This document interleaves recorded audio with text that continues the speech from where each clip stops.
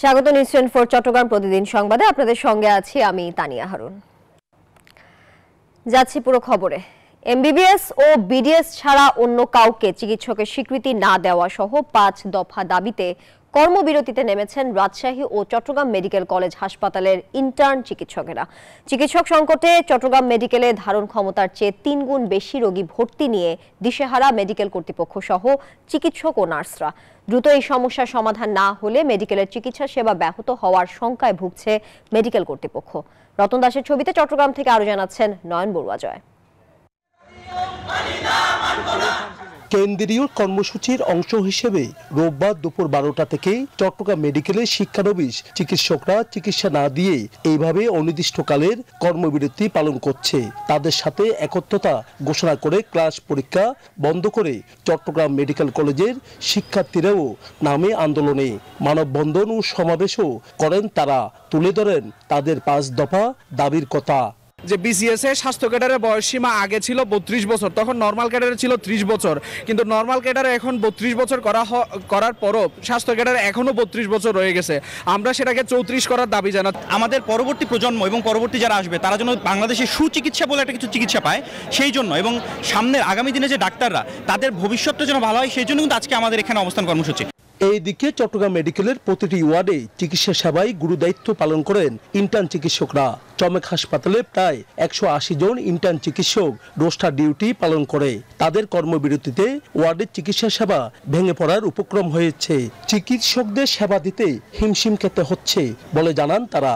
রোগী ভর্তি হচ্ছে, ওয়ার্ডে যারা আছে তাদের চিকিৎসা হচ্ছে, কিন্তু ধরেন 50 জনের ডাক্তারের চিকিৎসা যদি 20 জন ডাক্তার দিয়ে করতে হয়, স্বাভাবিকভাবে তো আমাদেরকে হিমশিম খেতেই হবে।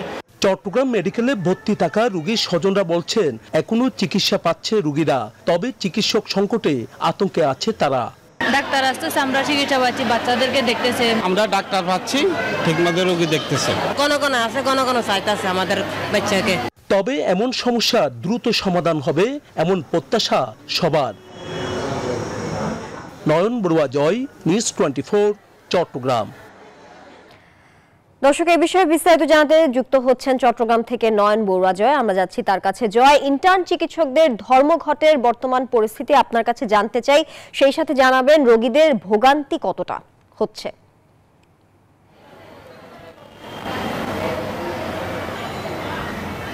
ধন্যবাদ তানিয়া আপনাকে। একটু আগে প্রতিবেদনও কিন্তু আমরা দেখানোর চেষ্টা করেছি, তেমনিভাবে কিন্তু চট্টগ্রাম মেডিকেলের যে ওয়ার্ডটি আমরা দেখানোর চেষ্টা করছি, এটি শিশু ওয়ার্ড। এখানেই সবচেয়ে বেশি রোগী ভর্তি আছে। এমনকি কোনো শয্যায় আমরা দেখছি 3 জন করে 2 জন করে ভর্তি আছে, যেহেতু ধারণ ক্ষমতার চেয়েও কিন্তু এখানে 3 গুণ বেশি রোগী ভর্তি আছে। একই সাথে অন্যান্য যে ওয়ার্ডগুলো আছে সব ওয়ার্ডে কিন্তু রোগীর চাপ অনেক বেড়েছে। যেহেতু চট্টগ্রাম বিভাগের সবচেয়ে বড় হাসপাতাল, সরকারি হাসপাতাল, তার কারণে কিন্তু এখানে খরচও কিন্তু কিছুটা কম। প্রত্যন্ত অঞ্চলের মানুষ যারা আছে তারা অসুস্থতা যদি হয় তাহলে কিন্তু তাদের রাস্তা কিন্তু চট্টগ্রাম মেডিকেল। তবে আমরা দেখছি দুপুর 12টা থেকে তারা যে ইন্টার্ন চিকিৎসক যারা আছে তাদের যে কর্মবিরতি, তারা এখনও পর্যন্ত সেই কর্মবিরতিতে আছে। তো কর্মবিরতি বলতে তাদের যে 5 দফা দাবি তুলেছেন, যতক্ষণ পর্যন্ত তাদের যে দাবি মানা হবে না, এমনকি এখনও পর্যন্ত কোনো বৈঠক হওয়ার সে খবরও কিন্তু আমরা পাইনি। তারা আশা করছেন দ্রুত সময়ের মধ্যে একটা বৈঠকের মাধ্যমে তাদের দাবি মানা হবে। যদি দাবি মানার আশ্বাস দেওয়া হয় তাহলে কিন্তু তারা এই জায়গা থেকে সরে আসবে বলে এমন কথা আমাদেরকে জানিয়েছেন। কিন্তু আমরা দেখছি চট্টগ্রাম মেডিকেলে যারা চিকিৎসা নিচ্ছেন তারা বলছেন যেহেতু ইন্টার্ন চিকিৎসকরা সবচেয়ে বেশি চিকিৎসা সেবা দেন, কিন্তু আমরা দেখছি এখন ইন্টার্ন চিকিৎসক নেই। তবে চিকিৎসক যারা আছেন তারা চেষ্টা করছেন ইন্টার্ন চিকিৎসক না থাকলেও কিন্তু চিকিৎসা সেবা যেন কোনোভাবে ব্যাহত না হয়। তবে যেহেতু রোগীর চাপ অনেক বেশি, চিকিৎসকও কিন্তু কিছুটা সংকট, কিন্তু এইভাবে যদি চলতে থাকে তাহলে কিন্তু অনেকটা সমস্যায় পড়বে বলে তারা জানিয়েছেন। এই ছিল আমার এখানকার সর্বশেষ। ফিরে যাচ্ছে স্টুডিওতে তানিয়ার কাছে। জয়, আপনাকে ধন্যবাদ যুক্ত থাকার জন্য। এবছর ডিসেম্বর বা সামনের বছরের জুনে নির্বাচন হতে পারে, সেইভাবেই নির্বাচন কমিশন প্রস্তুতি নিচ্ছে বলে জানিয়েছেন প্রধান নির্বাচন কমিশনার এএমএম নাসির উদ্দিন। দুপুরে কক্সবাজারে জেলা প্রশাসনের আয়োজনে ছবি সহ ভোটার তালিকা হালনাগাদ ও ত্রয়োদশ জাতীয় সংসদ নির্বাচন উপলক্ষে জেলার বিভিন্ন সরকারি দপ্তর ও আইন শৃঙ্খলা বাহিনীর কর্মকর্তাদের অংশগ্রহণে মতবিনিময় সভায় তিনি একথা জানান। বলেন, একটি সুন্দর ও সুষ্ঠু নির্বাচনের জন্য কোয়ালিটি ভোটার তালিকা প্রয়োজন। এই বছরের জুন মাসের মধ্যে তা তৈরি করা হবে বলেও আশ্বাস দেন সিএসি। সুন্দর ও উৎসবমুখর পরিবেশে সকল নির্বাচন সফল বাস্তবায়নে স্থানীয় প্রশাসন, আইন শৃঙ্খলা বাহিনী সহ সংশ্লিষ্ট সকলকে নির্বাচন আইন অনুযায়ী সঠিকভাবে দায়িত্ব পালনের আহ্বান জানান তিনি। তা না হলে তাদের বিরুদ্ধে ব্যবস্থা নেয়ারও হুঁশিয়ারি দেন তিনি।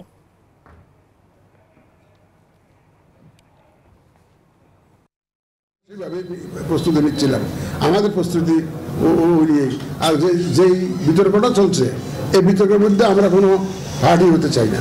16 লক্ষ মৃত ভোটার তালিকায় আছে। Can you imagine? এরা কিন্তু ভোট দিয়ে গেছে গত ইলেকশনে, কিন্তু স্থানীয় না জাতীয়। Late the politicians debate on that. আমরা কোনো ডিবেটের মধ্যে আমরা জড়াতে চাই না। শিক্ষার গুণগত মান উন্নয়ন এবং ছাত্র শিক্ষক সম্পর্ক এই প্রতিপাদ্যে চট্টগ্রামে অনুষ্ঠিত হলো শিক্ষক সমাবেশ। সকালে চট্টগ্রাম প্রেস ক্লাব জুলাই বিপ্লব স্মৃতি হলে অনুষ্ঠিত শিক্ষক সমাবেশের প্রধান অতিথি ছিলেন সিটি মেয়র ডাক্তার সাদাত হোসেন। সমাবেশে অংশ নেয় চট্টগ্রাম মহানগর সহ বিভিন্ন উপজেলার সরকারি, বেসরকারি স্কুল, মাদ্রাসা ও কলেজের 1.5 শতাধিক অধ্যক্ষ, উপাধ্যক্ষ ও শিক্ষকরা। কুমিল্লা নোয়াখালী সড়কে যানজট নিরসন ও দুর্ঘটনা রোধে 4 লেন বাস্তবায়নের দাবিতে মানববন্ধন ও সমাবেশ হয়েছে। সকাল 10টায় বাগমারা বাজারে বৃহত্তর বাগমারা সচেতন নাগরিক সমাজের উদ্যোগে বাগমারা বাজারে দীর্ঘদিনের যানজট, চরম জনদুর্ভোগ ও সড়ক দুর্ঘটনা রোধে দ্রুত 4 লেন প্রকল্প বাস্তবায়নের দাবিতে এই মানববন্ধনের আয়োজন করা হয়। মানববন্ধনে স্থানীয় ব্যবসায়ী, শিক্ষার্থী, পরিবহন শ্রমিক, সাধারণ পথচারী সহ বিভিন্ন শ্রেণী পেশার মানুষ অংশ নেয়। এ সময় বক্তারা দীর্ঘ প্রতীক্ষিত সড়ক সম্প্রসারণ কাজ দ্রুত শুরু করা, সড়কের অবৈধ দখল উচ্ছেদ করে শৃঙ্খলাবদ্ধ ট্রাফিক ব্যবস্থা নিশ্চিত করা, বাজার এলাকায় গাড়ি পার্কিং এর জন্য নির্দিষ্ট স্থান নির্ধারণ করা সহ বেশ কয়েকটি দাবি তুলে ধরেন। এজন্য তারা সংশ্লিষ্ট প্রশাসন ও স্থানীয় জনপ্রতিনিধিদের দ্রুত পদক্ষেপ নেওয়ার আহ্বান জানান।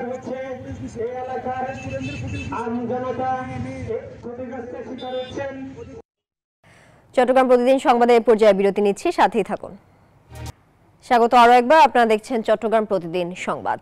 রমজানকে সামনে রেখে বাজারে বেড়েছে পণ্য সরবরাহ, বেড়েছে কিছু কিছু পণ্যের দামও। এই বিষয়ে বিস্তারিত জানাতে লক্ষ্মীপুর থেকে যুক্ত হচ্ছেন সাইদুল ইসলাম পাবেল। পাবেল, রমজানের নিত্য পণ্যের বাজারের খবর আমাদেরকে জানাবেন, সেই সাথে জানতে চাই ক্রেতা বিক্রেতারা কি বলছেন।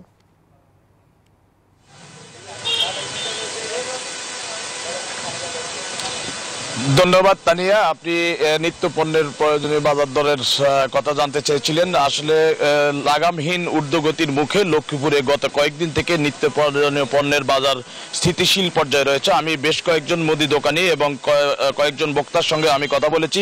তারা যেমনটি রয়েছে এখন পর্যন্ত সহনশীল পর্যায়ে রয়েছে, কোনো ধরনের পণ্যেই এখনো বাজার উঠানামা করছে না বলে তারা আমাকে জানিয়েছেন। তবে তারা শঙ্কা প্রকাশ করেছেন যে রমজানকে সামনে রেখে প্রতিবারই কিছু পণ্যের দাম বেড়ে যায়, এতে করে নিম্ন মধ্যবিত্ত আয়ের যে মানুষজন রয়েছেন তারা চরম বিপাকে পড়েন। এ নিয়ে তাদের চরম দুশ্চিন্তা রয়েছে এবং তারা জানিয়েছেন যে সরকার যে আশ্বাস দিয়েছে, প্রতিবারে এই ধরনের আশ্বাস দেওয়া হয়, সেই আশ্বাসটি বাস্তবায়নের জন্য বাজার মনিটরিং ব্যবস্থা জোরদার করানোর উপর তারা গুরুত্ব দিয়েছেন। এই ছিল লক্ষ্মীপুর থেকে আমার কাছে বাজার দর পরিস্থিতি নিয়ে সর্বশেষ। আমি ফিরছি স্টুডিওতে। পাবেল, আপনাকে ধন্যবাদ যুক্ত থাকার জন্য। রাঙামাটিতে চলছে 10 দিন ব্যাপী বেসিক উদ্যোক্তা মেলা। এ নিয়ে বিস্তারিত জানাতে রাঙামাটি থেকে যুক্ত হচ্ছেন সহকর্মী ফাতেমা জান্নাত মুমু। মুমু, বেসিক উদ্যোক্তা মেলা কেমন জমে উঠেছে, বিস্তারিত জানাবেন।